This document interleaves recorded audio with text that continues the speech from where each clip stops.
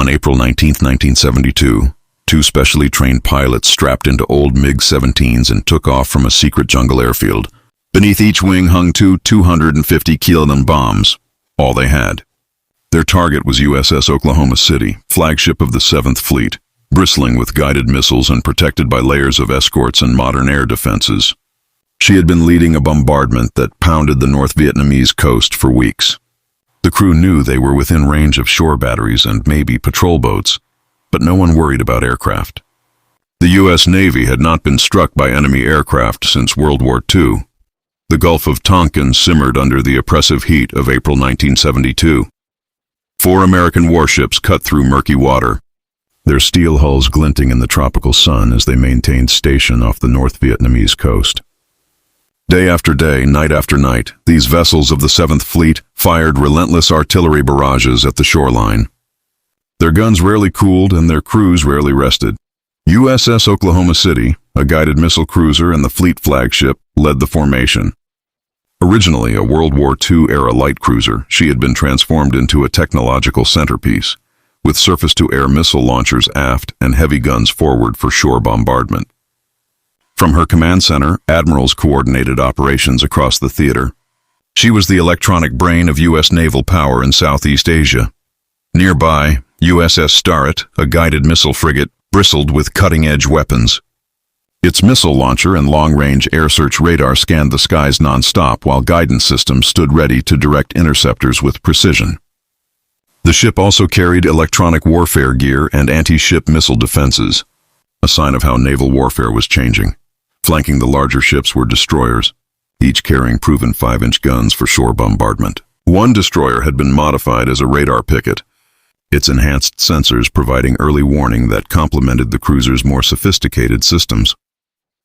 The American bombardment had a strategic aim: to disrupt North Vietnamese forces using the coastal highway to move troops and supplies southward toward the growing battles inland. Every shell was meant to sever those supply lines, but operating so close to shore carried risk.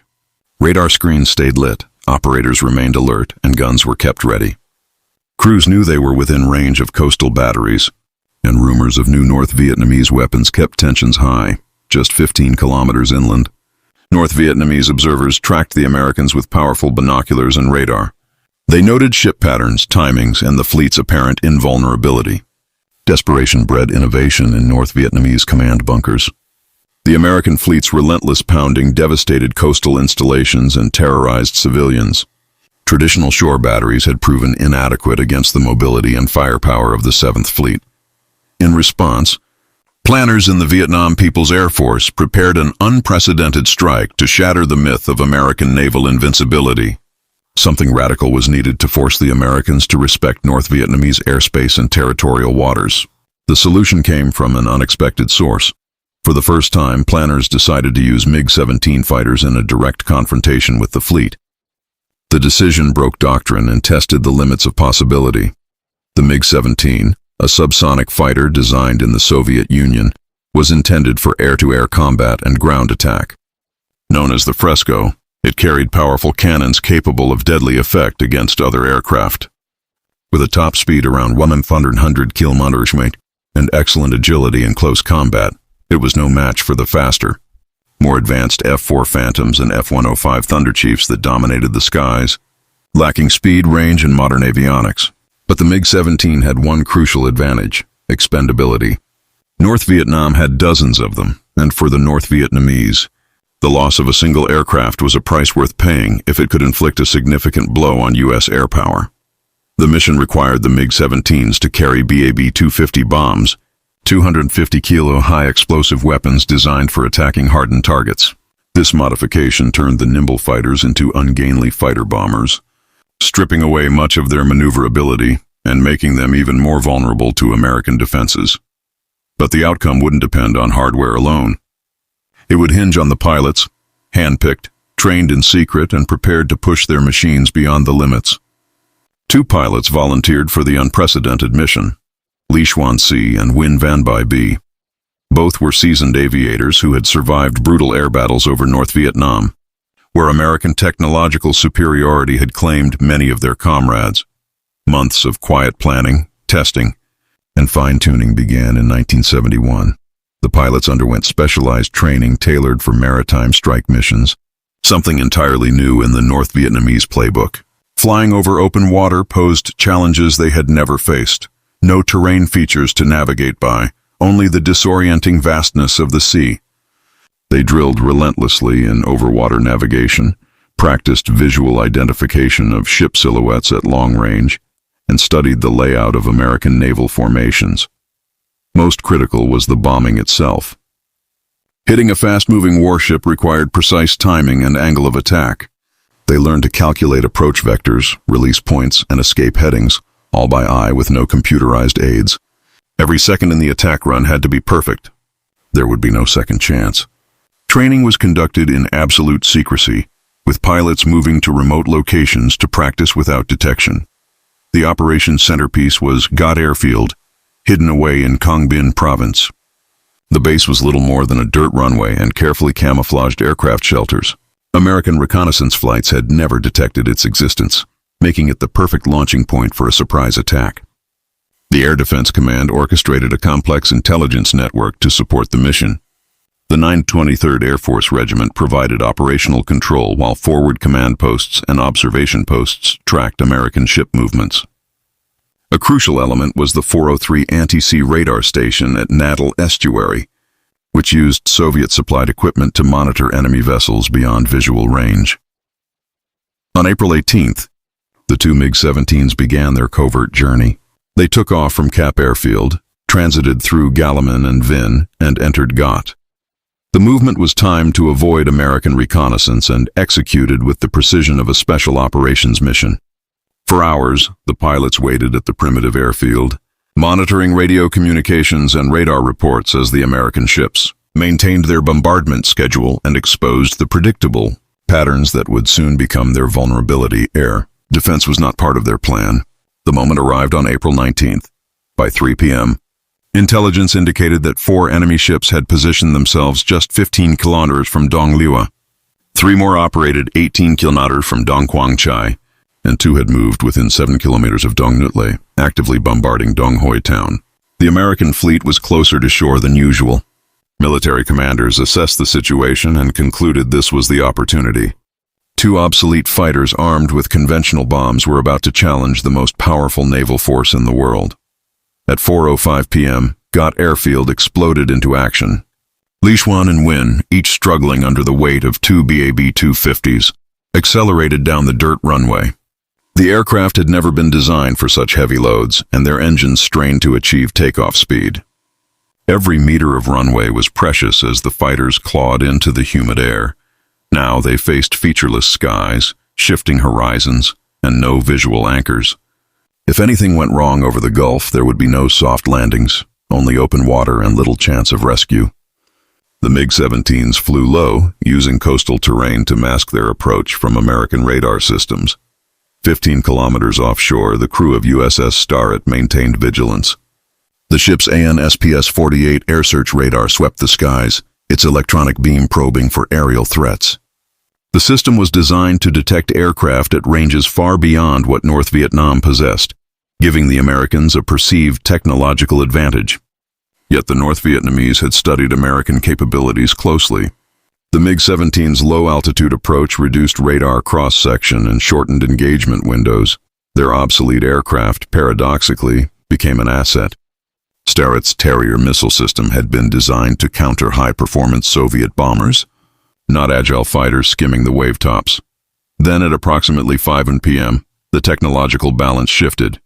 Sterett's radar operators detected 3 hostile aircraft approaching the fleet formation, small fast-moving blips emerging from the coastal clutter. General quarters sounded throughout the fleet, the alarm sending hundreds of sailors racing to battle stations as gun crews swung their weapons toward the threat and missile systems powered up, their radar arrays locking onto the incoming aircraft. Li Xuan focused his attack on USS Higbee, the radar picket destroyer positioned to give early warning to the fleet. Her enhanced sensors had spotted the incoming aircraft, but her defensive armament was mainly conventional guns and light anti-aircraft weapons, effective against older planes but vulnerable to a determined jet. Li Xuan later described seeing the American ships as dark silhouettes 10-12 kilometers away. He dove through a wall of anti-aircraft fire on his first run. Higbee's 5-inch guns, their radar-guided fire spitting out proximity-fused shells and tracer streams, forced violent maneuvers. His first attack missed. His aircraft was damaged but still flyable. The second run also failed as anti-aircraft fire disrupted his aim, and the bombs fell into the sea. Determined, Li Xuan made a third run. He adjusted his aiming point and released both BAB-250 bombs with devastating accuracy. One 250-kilo warhead struck Higbee's 5-inch gun mount, producing a massive explosion visible from every ship in the formation. Steel fragments tore through the air and secondary explosions rocked the vessel as ammunition cooked off. The destroyer's steering and propulsion systems were damaged, reducing mobility and leaving her vulnerable to follow-up attacks. 4 sailors were wounded. Casualties were likely lower because a hang fire had earlier left a shell stuck in a barrel, and the gun crew had been evacuated. At the same time, Win Van Bai spotted the fleet flagship USS Oklahoma City and zeroed in. Bristling with missile launchers and guarded by escorts, she should have been an impossible target for a single aging MiG-17. Flying low and fast and relying entirely on visual aiming, Win cut through concentrated fire from the entire formation. At roughly 750 meters, he radioed ground control to report his position and released his bombs. The explosives missed, plunging into the water just short of Oklahoma City and sending towering geysers of seawater over her decks. The blast caused minor damage to the stern, but its greater effect was psychological. The most powerful naval force on Earth had been struck by 2 obsolete fighters. The Americans responded swiftly and overwhelmingly.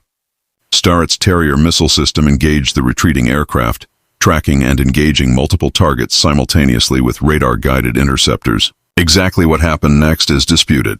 According to the American account, the first Terrier locked onto a MiG and struck it as the aircraft banked hard to evade.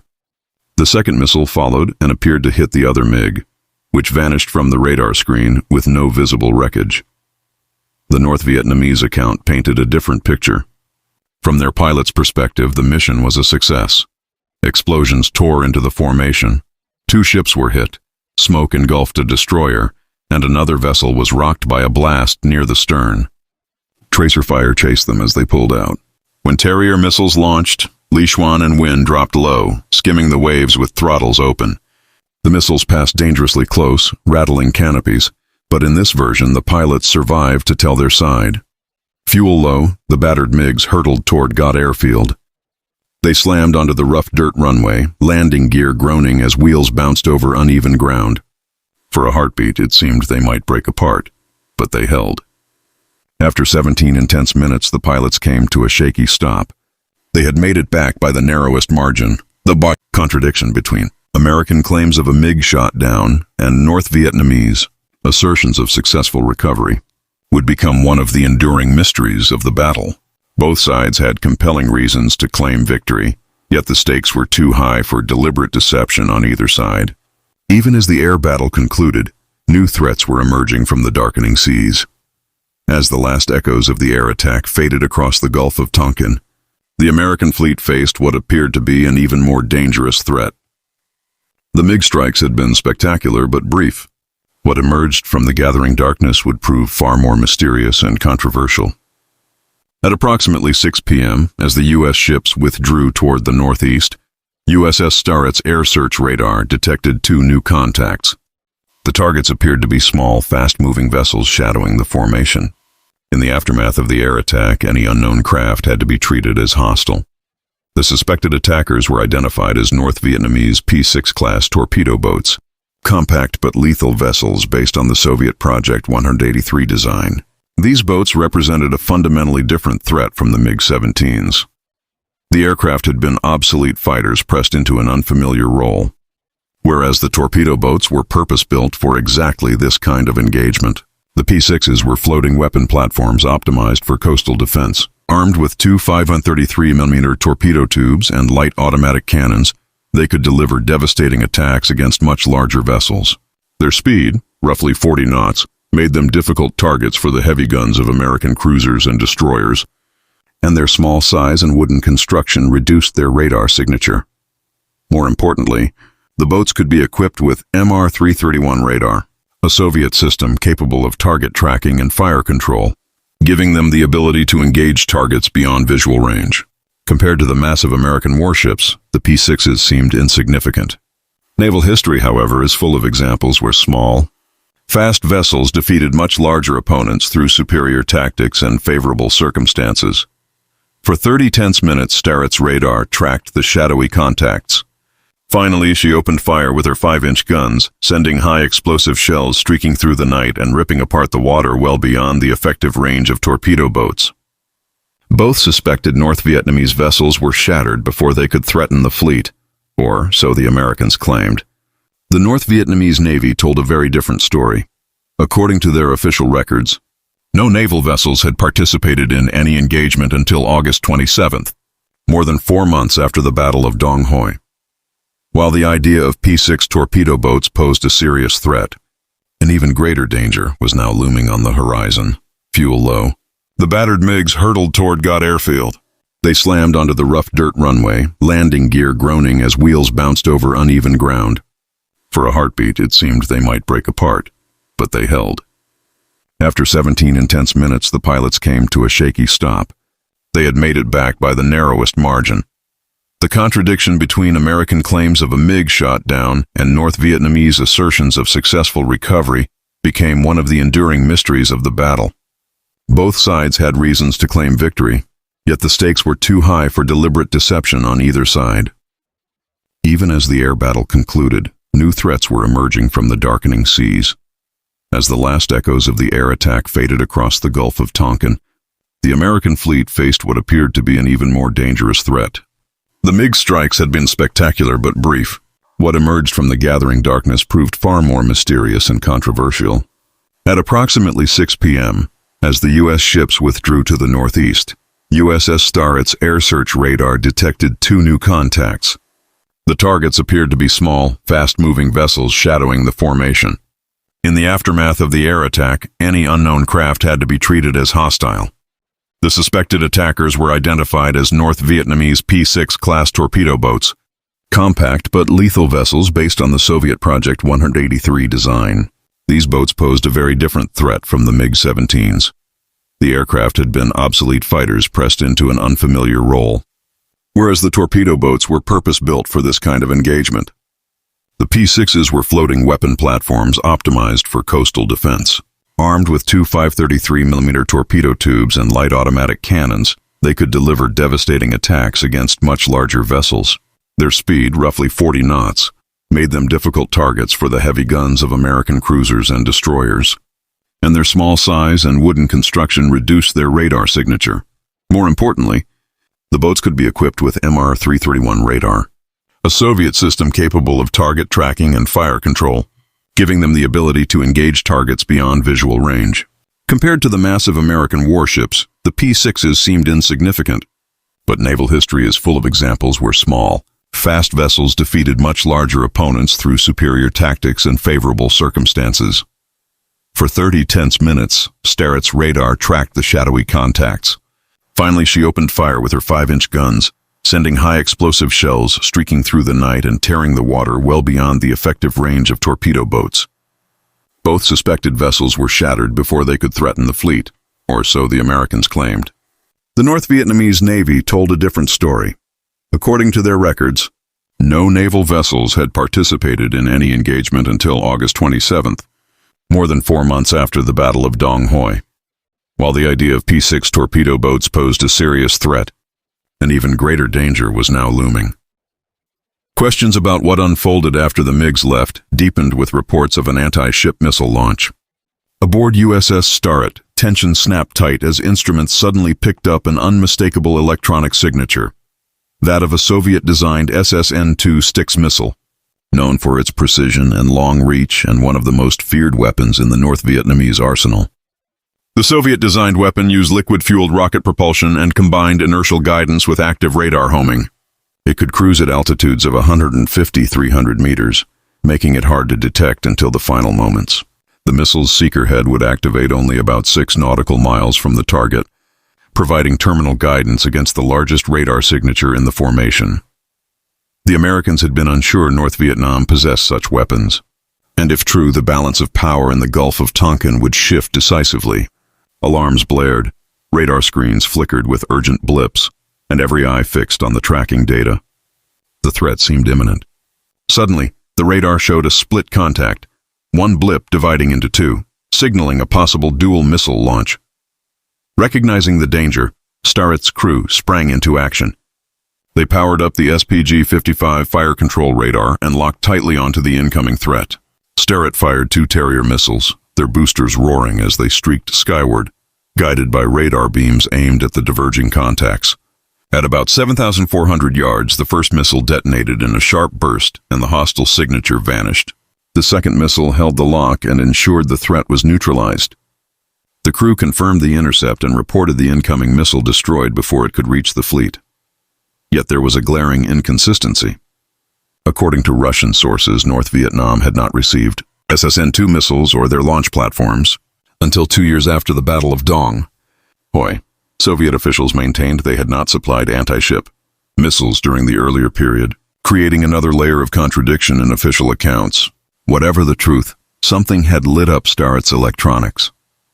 One possible explanation is that Sterett's radar detected multiple surface contacts and, when one echo suddenly split into two, the system locked onto both and mistook the effect for a missile launch. At the same time, electronic countermeasures might have picked up signals resembling a Styx missile, but these could have originated from other sources. Together, radar and electronic signals may have created a false alarm, leading the crew to believe they faced a missile attack when the reality was less clear. Dong Hoi's geography complicated the picture. Surrounded by high hills, the bay generated false radar echoes. Sterett's missile illumination radar, built for open ocean, produced numerous false returns so close to shore. Atmospheric conditions worsened matters. Warm, humid air formed ducts that bent radar signals far beyond normal range, a phenomenon called anomalous propagation common in tropical waters. This could make distant stationary objects appear as nearby, fast-moving threats, creating multiple phantom targets from a single source. Sterett's electronic countermeasures were also basic. The ECM systems required manual analysis and lacked modern threat libraries. A North Vietnamese torpedo boat switching its radar from search to track mode could produce electronic changes mistaken for missile launches by inexperienced operators. Conversely, if the torpedo boats detected Sterett's missile radar and shut down their own radars, they would vanish from screens, feeding the illusion of missile intercepts. Geographic, atmospheric, and technical factors together produced a confused radar picture. Under stress and with incomplete data, Sterett's crew made split-second decisions amid uncertainty. Within hours of the Battle of Dong Hoi, U.S. aircraft launched fierce retaliatory strikes against North Vietnamese airfields. Dong Hoi Airport, closest to the attacker's flight path, was hit first. On April 20th, American bombers struck Vinh Airport to destroy any remaining MiG-17s. The most significant retaliation came on April 22nd when U.S. intelligence located the secret airfield at Gut. 33 aircraft participated in a massive strike intended to eliminate the base. The bombing proved limited. One MiG-17 was damaged, and the remaining aircraft evacuated to Gan Airport. The Battle of Dong Hoi didn't change the overall course of the war, but it forced both sides to reassess their approach to naval combat. For the U.S. Navy, the strike exposed how vulnerable ships could be when operating close to hostile shores, even against outdated aircraft. While it's hard to tie sweeping doctrinal changes directly to the battle, it clearly led to tighter patrol formations, heightened alertness, and greater reliance on layered air defenses. Most notably, it marked the end of daylight naval bombardments in the area, a direct tactical shift. For the North Vietnamese, the attack proved a concept. They lacked the means to repeat such strikes regularly, but Dong Hoi became a blueprint, an example of how limited tools used creatively could deliver an outsized impact.